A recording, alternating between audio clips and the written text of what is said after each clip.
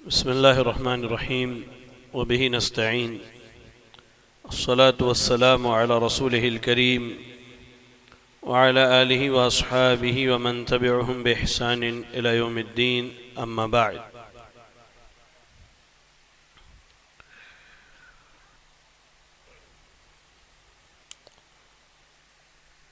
محترم و مکرم مصلیان اکرام اور پردہ نشین خواتین اسلام،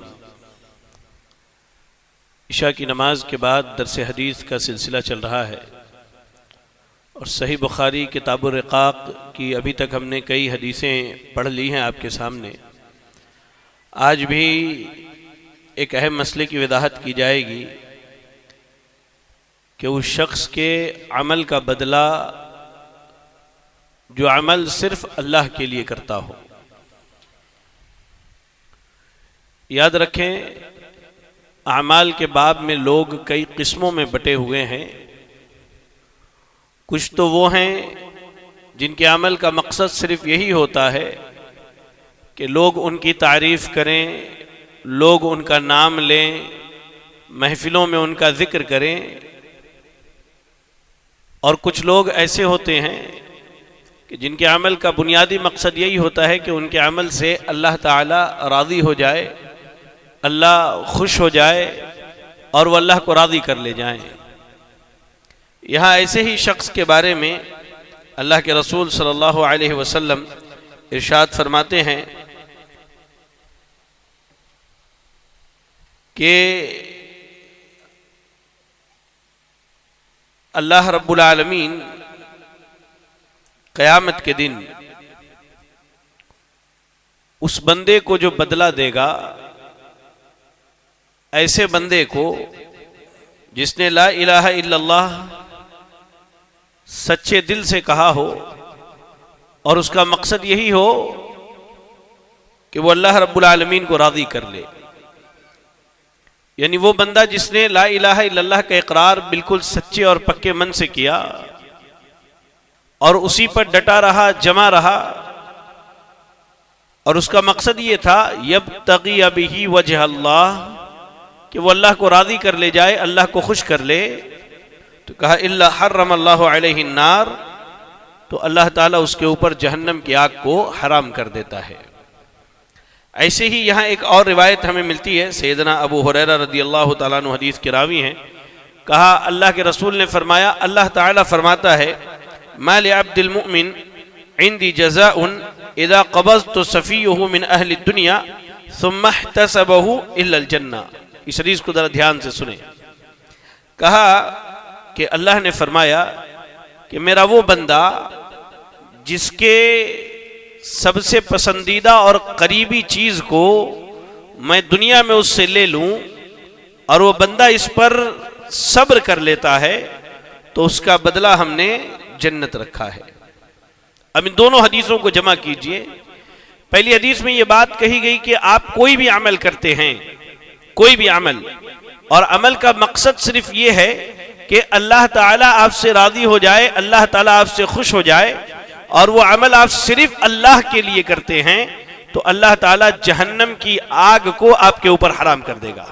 چاہے آپ کی نمازیں ہوں، آپ کے روزے ہوں، آپ کا زکوٰۃ و خیرات ہو، آپ کے صدقات ہوں، یا بیت اللہ کا حج ہو، یا عبادت کی جتنی قسمیں ہو سکتی ہیں، ان ساری قسموں کا مقصد یہی ہے کہ اللہ تعالیٰ راضی ہو جائے، تو اللہ تعالیٰ ایسے بندے پر جہنم کی آگ کو حرام کر دیتا ہے۔ اور جو دوسری حدیث میں بات کہی گئی، بڑی اہم بات ہے کہ آپ مثال کے طور پر ایک آدمی دنیا میں سب سے زیادہ اپنی اولاد سے محبت کرتا ہے۔ میں آپ کو مثال دیتا ہوں سمجھنے کے لیے۔ اب اس کی اولاد کی اچانک موت ہو جائے، اب یہ اگر صبر کر لیتا ہے، کس لیے؟ اللہ کے لیے، اللہ کے لیے صبر کر لیتا ہے۔ اللہ کے لیے عمل کرنا، اللہ کے لیے صبر کرنا، دونوں باتیں ہیں۔ اللہ کے لیے صبر کر لیتا ہے تو اللہ تعالیٰ کہہ رہا ہے کہ میں نے اس کی جو محبوب چیز لے لی ہے اور اس کے صبر کے بدلے میں میں اسے پلٹا کر کے جنت کے اندر داخل کر دوں گا۔ یاد رکھیں، آپ کوئی بھی عمل کرے، چاہے وہ عمل کرنے کا معاملہ ہو یا مصیبتوں میں صبر کا معاملہ ہو، تو وہاں اگر مقصد صرف یہی ہے کہ میرے اس عمل سے یا میرے صبر سے اللہ تعالیٰ راضی ہو جائے تو اللہ تعالیٰ ایسے بندے پر جہنم کی آگ کو حرام کر دیتا ہے اور اللہ رب العالمین اس کے لیے جنت کا پروانہ لکھ دیتا ہے۔ آپ صبر کی مثال دیکھیں، اللہ کے نبی صلی اللہ علیہ وسلم کے بیٹے ہیں سیدنا ابراہیم، ان کی وفات ہوتی ہے کہاں؟ نبی کے گود میں، بالکل زندگی کی آخری سانسیں لے رہے ہیں، اللہ کے نبی کے گود میں بچے کو رکھ دیا گیا، آپ دیکھ رہے ہیں اور آپ رو رہے ہیں، آپ دیکھ رہے ہیں اور آپ رو رہے ہیں۔ صحابہ میں سے بعض صحابہ نے کہا انت یا رسول اللہ، اللہ کے نبی آپ رو رہے ہیں؟ اللہ کے نبی نے کیا کہا؟ القلب یحزن والعین تدمع، دل بڑا غمگین ہے اور آنکھ سے آنسو بہ رہے ہیں، ما یقول الا ما ولا نقول الا ما یرضى ربنا، اور ہم اپنی زبان سے وہی بات کہیں گے جس سے ہمارا رب راضی ہو جائے۔ ہمارے اوپر کوئی مصیبت آتی ہے تو ہم کیا کرتے ہیں؟ پہلے جزا فضا کر لیتے ہیں، چیخ لیتے ہیں، چلا دیتے ہیں، رو لیتے ہیں، سر پیٹ لیتے ہیں، آخری میں کیا کہتے ہیں؟ چلو اب کیا کریں، اللہ کا فیصلہ ہے، صبر کرنا پڑتا ہے۔ یہ صبر نہیں ہے، یہ ہرگز صبر نہیں ہے۔ صبر کیا ہے؟ الصبر عند الصدمۃ الاولی، خبر آئی کہ فلاں کی وفات ہو گئی، الحمدللہ، یہ کہنے کی عادت ڈالیے، زندگی کے تمام معاملات میں الحمدللہ کہنے کی عادت ڈالیے۔ مجھے یاد ہے ہمارے یہاں سعودی عرب طائف میں جالیات میں ایک شخص نوکری کرتا ہے، ابھی بھی وہ موجود ہے وہاں، ابو حمزہ نام ہے۔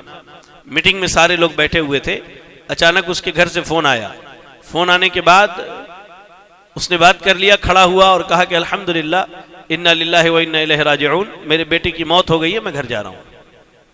سوچیے ہمارا عالم، ہمارا ماحول کیا، اس لیے کہ ہماری تربیت ویسی نہیں ہوئی ہے، ہماری تربیت ویسی نہیں ہوئی۔ آپ اگر مصیبتوں پر الحمدللہ کہنا سیکھ گئے، ہمت کر کے ڈٹ کے، وہ مصیبت آپ کے لیے آسان ہو جائے گی، وہ مصیبت آپ کے لیے آسان ہو جائے گی۔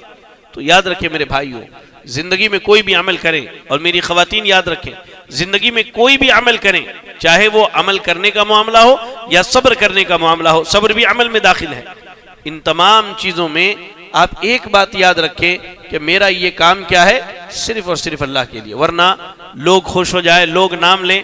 تو عربی زبان کا ایک مقولہ ہے، آپ کو میں سنا دوں، کہتے ہیں کہ کم معروف فی الارض مفقود فی السماء وکم مفقود فی الارض معروف فی السماء، کتنے لوگ جن کو دنیا والے جانتے ہیں لیکن اللہ تعالیٰ نہیں جانتا۔ دنیا بڑا نام جانتی ہے اس کا، بڑے بڑے نام ہیں، نام کے آگے 4 5 لقب لگے ہوئے ہیں، دنیا بڑے نام سے جانتی ہے، سیٹھ جی ہیں، سخی صاحب ہیں، اللہ کے راہ میں خرچ کرنے والے ہیں، حاجی صاحب ہیں، نمازی صاحب ہے، صدقاتی صاحب ہے، خیراتی صاحب ہے، پوری دنیا جانتی ہے، لیکن اللہ ایسے لوگوں کو نہیں پہچانتا۔